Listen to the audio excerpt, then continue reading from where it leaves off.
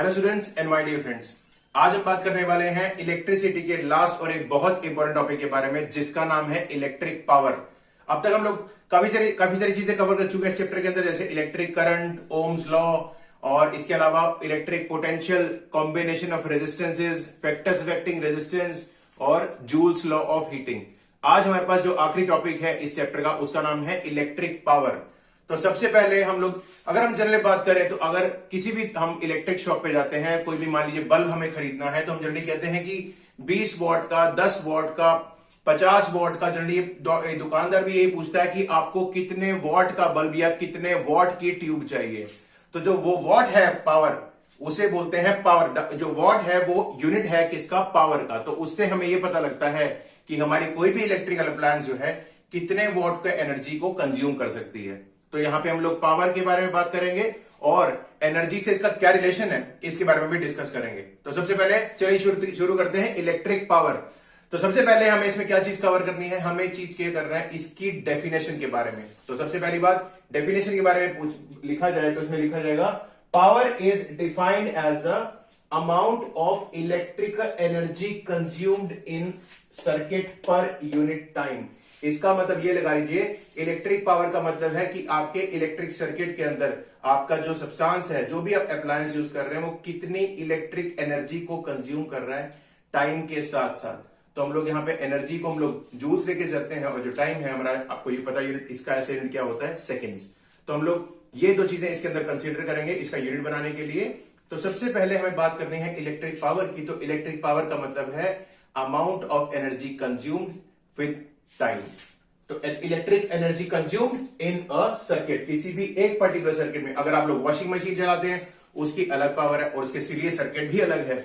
आप electric bulb चलाते हैं उसके लिए भी सर्किट अलग है, उसकी एनर्जी अलग है। Electric fan, electric geyser, electric toaster, इन सभी की एनर्जी अलग अलग है, क्योंकि इनकी पावर अलग अलग है और इसी पावर की वजह से ये अलग अलग टाइम में अलग अलग अमाउंट ऑफ एनर्जी कंज्यूम करते हैं। तो हर एक अप्लायंस की अपनी अपनी खुद की पावर होती है, राइट? तो कितनी कोई भी सब्सटेंस कितनी एनर्जी कंज्यूम करता है कितने टाइम में, उसे कहा जाता है पावर।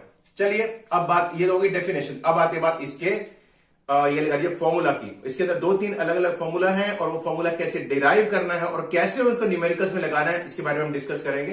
तो चलिए आगे बढ़ते हैं इस टॉपिक के लिए।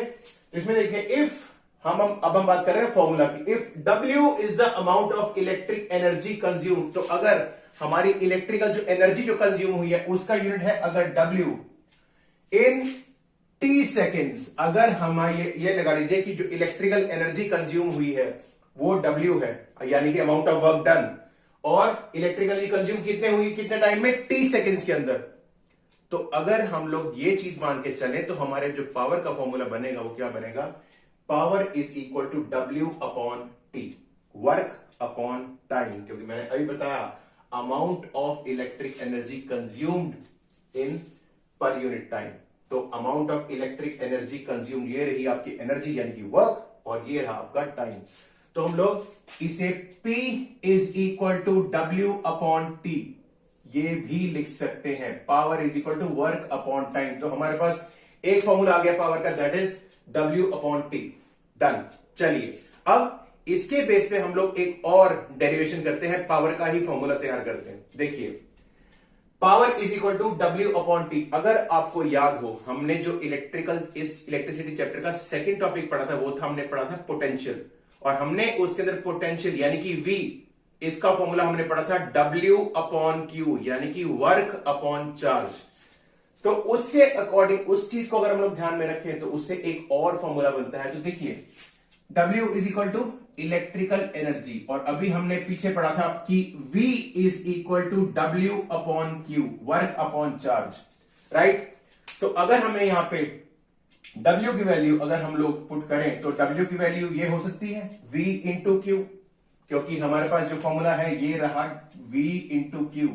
क्योंकि मैंने अभी बताया आपको कि हमने जो फॉर्मूला पढ़ा था V का, पोटेंशियल का, वो था W अपॉन Q। तो W की बात करें तो ये VQ इस V से मल्टीप्लाई हो जाएगा, तो W बनेगा V इंटू Q। ये एक चीज हो गई। अब बात करते हैं पहले फॉर्मूले की। इलेक्ट्रिसिटी चैप्टर का पहला फॉर्मूला क्या था? Current I is equal to Q upon T। तो अगर हम इस फॉर्मूले की बात करें I is equal to Q upon T, तो यहां पे जो हमने Q की वैल्यू है, Q की वैल्यू को I इंटू टी लगाया जा सकता है, ये इधर मल्टीप्लाई हो जाए, Q जो है IT के बराबर हो जाएगा। तो V की वैल्यू हुई इलेक्ट्रिकल एनर्जी, V ये हुआ W अपॉन Q, तो यहां पे हमारा लग गया V और ये लग गया हमारा Q। अब Q की वैल्यू अगर बात करें तो क्या बनता है, I into T, V into I into T, तो VIT, ये तो हमारा हो गया वर्क। लेकिन हमारा फॉर्मूला क्या है पावर का, वर्क अपॉन टाइम, तो यानी कि VIT डिवाइड बाय टी। तो VIT बाय टी होगा तो क्या होगा, टी से टी रिमूव, क्या बचेगा VI। तो ये है आपके पावर का second formula, that is called voltage into current या पोटेंशियल इंटू करंट। ये आपके पावर का सेकेंड फॉर्मूला हो गया। एक फॉर्मूला था हमारे पास W अपॉन टी, दूसरा फॉर्मूला है हमारे पास V इंटू आई, वोल्टेज इंटू करंट। अब देखिए, अब अगर आपके पास कोई ऐसा न्यूमेरिकल आता है जिसके अंदर सिर्फ आपको वोल्टेज दी हो और करंट दिया हो और कहा जाए पावर निकालने के लिए, तो आप ये वाला फॉर्मूला नहीं लगा पाएंगे क्योंकि इनमें से कोई भी चीज आपके पास अवेलेबल नहीं है। लेकिन अगर हम लोग दूसरे फॉर्मूला की बात करें, वोल्टेज इंटू करंट, तो उसमें आप ये लगा लीजिए, आपको दोनों चीजें दी हुई हैं, आपको सिर्फ पोटेंशियल और करंट को मल्टीप्लाई करना है, और मल्टीप्लाई करते ही क्या होगा, आपके सामने पावर का, आपका पावर जो है आंसर साफ साफ आ जाएगा। तो आई होप ये चीज क्लियर हो गई होगी। पर फटाफट से इसे रिव्यू करते हैं। वर्क अपॉन टाइम, और हम लोग पढ़ चुके हैं पहले, voltage is equal to W upon Q. तो अगर हम लोग W की बात करें तो हम लोग क्या करते हैं, V इंटू क्यू हो सकता है, तो V इंटू क्यू। और फर्स्ट फॉर्मूला की बात करें तो I is equal to Q upon T, तो Q क्या होगा, I इंटू टी, तो हम लोग Q की जगह IT लगा सकते हैं, तो VIT, ये हो गया हमारा W। लेकिन फॉर्मूला क्या है, W अपॉन टी, तो VIT अपॉन टी, तो T से T कटेगा और क्या आएगा हमारे पास, VI, यानी कि वोल्टेज इंटू करंट। ये हो गया आपका सेकंड फॉर्मूला। आई होप ये चीज आपको क्लियर हो गई होगी। चलिए अब बात करते हैं एक और नई डेरिवेशन की, ये है ओम्स लॉ के अकॉर्डिंगली। हम लोग सब पढ़ चुके हैं कि ओम्स लॉ क्या कहता है, voltage is directly proportional to current provided that temperature remains constant. तो हम लोग इसमें क्या करने वाले हैं, V is equal to IR, ये फॉर्मूला हम लोग पढ़ चुके हैं ओम्स लॉ के अंदर। तो चलिए इस बारे में डिस्कस करते हैं। तो हमारे को ये पता है V is equal to IR, तो अब हमने ये लगा लीजिए इसी फॉर्मूला के अंदर, यही फॉर्मूला यूज करके, या फिर ये फॉर्मूला, चलिए हम लोग ये वाला फॉर्मूला यूज करके ओम्स लॉ लगाते हैं। अब देखिए हमें पता है कि V is equal to IR, ये बात क्लियर है। और अभी हमने पावर का एक फॉर्मूला निकाला जिसका नाम था VI, राइट। ये रहा हमारा formula, power is equal to voltage into current, right. अब बात करते हैं V की। अभी हमने पढ़ा ओम्स लॉ के accordingly V is equal to IR, तो हमने यहां पे V की वैल्यू जो पुट की वो ये रही IR इंटू ये था I, तो क्या बना, P is equal to IR into I, तो I and I square into R, ये रहा आपका एक और फॉर्मूला I स्क्वायर R। लेकिन अब देखिए मैंने एक और फॉर्मूला लिखा है V स्क्वायर अपॉन R। अब ये कहां से आया, बहुत ही आसान है, आपको पता है ओम्स लॉ, अभी हमने पढ़ा V is equal to IR, तो I की वैल्यू क्या होगी, V अपॉन R, तो I is equal to V upon R। लेकिन यहां पे क्या दिया हुआ है, I स्क्वायर। अगर हमें I स्क्वायर दिया हुआ है तो V हो जाएगा हमारा V square divide by R square, क्योंकि I हमने स्क्वायर कर दिया तो V भी स्क्वायर होगा और R भी स्क्वायर होगा, तो I स्क्वायर इंटू R, तो V square by R square into R, I square ये रहा इंटू R, तो ये एक R से एक R कट जाएगा, तो क्या बनेगा, P is equal to V square upon R। ये रहा आपका formula, V square upon R। ये एक और फॉर्मूला है आपके पास पावर का, I is equal to V upon R, तो I square is equal to V square by R square, और इंटू यहां पे क्या रहेगा, आगे R मल्टीप्लाई किया, स्क्वायर एक R रिमूव हो गया, तो क्या बचा, V स्क्वायर बाय R हमने यहां पे लगा दी, तो पावर का फॉर्मूला बना V स्क्वायर अपॉन R। तो अब आप देखें तो हमारे पास पावर के तीन अलग अलग फॉर्मूला आ चुके हैं, एक वर्क अपॉन टाइम, एक आ चुका है वोल्टेज इंटू करंट, और एक आ चुका है वोल्टेज डिवाइड बाय रेजिस्टेंस। तो इनमें से आपको ये देखना है कि आपको क्या क्या वैल्यूज दी गई हैं और उन वैल्यूज के अकॉर्डिंगली आपको कौन सा फॉर्मूला लगाना है जिससे आपका आंसर जल्दी जल्दी आ सके। आगे हम लोग न्यूमेरिकल्स डिस्कस करेंगे, उन न्यूमेरिकल्स के अंदर हम लोग देखेंगे कि कहां पे किस तरह से कौन सा फॉर्मूला लगा के हम लोग अपने आंसर तक पहुंच सकते हैं, राइट। अब आती बात एक दो चीजें और डिस्कस करने के लिए पावर के बारे में। तो अगर हम लोग बात करें एसआई यूनिट की, जिस तरह से हमने पढ़ा था करंट के बारे में, एसआई यूनिट शायद याद होगा आपको, एम्पियर्स। पोटेंशियल का फॉर्मूला पढ़ा था एसआई यूनिट वोल्ट, और हमने एनर्जी का यूनिट पढ़ा था जूल्स, रेजिस्टेंस का यूनिट पढ़ा था ओम्स। उसी तरह से पावर का यूनिट है वॉट, नॉट वोल्ट, वॉट। वो पोटेंशियल के लिए हम लोग लगाते हैं V, लेकिन इसके लिए हम लगाएंगे W। जेम्स वॉट नाम के साइंटिस्ट ने पावर का कंसेप्ट दिया था, इसीलिए उनके नाम से ये कंसेप्ट आया जिसे हम बोलते हैं पावर, यानी कि वॉट इसका एसआई यूनिट रहेगा।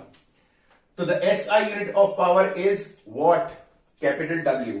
अब आती बात इनके अंदर कुछ बड़े यूनिट्स के बारे में डिस्कस करने की। सबसे पहली बात, हम जो वॉट से जस्ट अगला यूनिट है वो है किलोवाट। 1 किलोवाट का मतलब है 1000 वॉट। जिस तरह से 1 किलोग्राम का मतलब होता है 1000 ग्राम, उस तरह से 1 किलोवाट का मतलब होगा 1000 वॉट। तो ये 10⁻³ वॉट, या आप लगाइए 1000 वॉट, एक ही बात है। उसके बाद नेक्स्ट आपका जो है वो है 1 मेगावाट।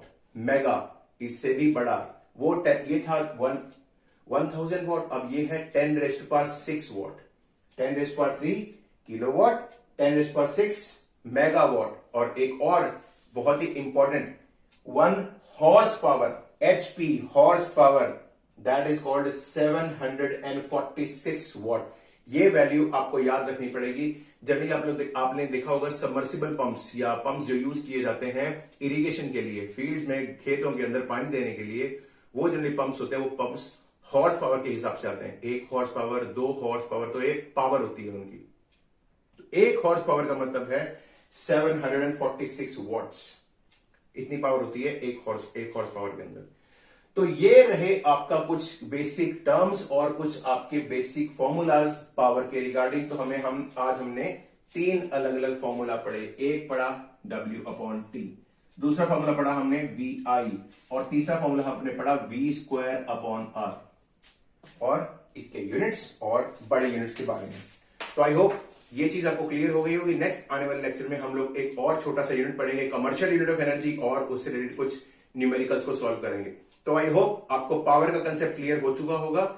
इसके रिगार्डिंग पावर के अंदर थ्योरी के रिगार्डिंग या डेरिवेशन जो मैंने फॉर्मूला बनाए हैं, इनके रिगार्डिंग अगर आपको कोई भी क्वेरी हो, just send me your message in comment section. I will definitely solve your problem, and if you want, I will do the derivation again for you. Not at all a problem.